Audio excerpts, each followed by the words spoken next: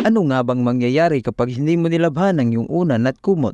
Ang hindi paglabas ng mga unan, kumot at bedsheets ay maaring makaipon ng maraming dumi, pawis, oil, dead skin, bacteria, fungi at dust mites sa paglipas ng panahon.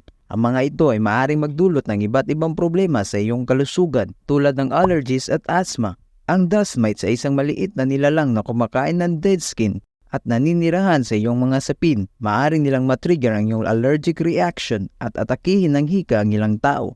Ayon sa isang pag-aaral noong 2021, ang mga unan na gawa sa synthetic materials tulad ng polyester ay maaring mag-harbor ng mas maraming dust mites kaysa sa mga unan na gawa sa natural na materyales tulad ng latex o down.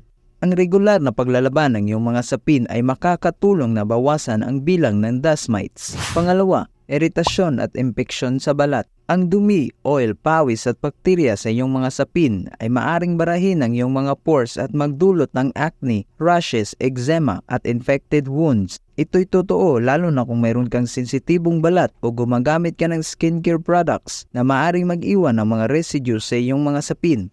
Ang paglalaban ng iyong mga sapin gamit ang mainit na tubig at gentle detergent ay makakatulong na alisin ang mga impurities at maiwasan ang mga skin problems. Pangatlo, masamang amoy at mantsa. Ang iyong mga sapin ay maaaring magkaroon ng hindi kanais-nais na amoy at dilaw na mantsa mula sa pawis, laway at mga likido ng katawan na iniwan mo bawat gabi. Ang mga ito ay maaaring gawing hindi komportable at kaaya-aya ang iyong kapaligiran sa pagtulog. Ang paglalaban ng iyong mga sapin gamit ang bleach at laundry detergent ay makakatulong na alisin ang mga amoy at mantsa na ito at gawing fresh at malinis ang iyong mga sapin.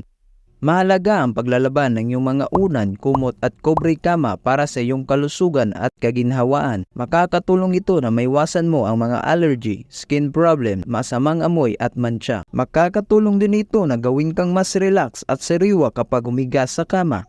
Sana may natutunan kayong bagong bagay sa video na ito. Kung mayroon kayong mga katanungan, komento o suwestyon, huwag niyong kalimutang mag-iwan ng mensahe sa comment section at huwag kalimutan na i-follow ang aking account. Yun lamang po. Paalam.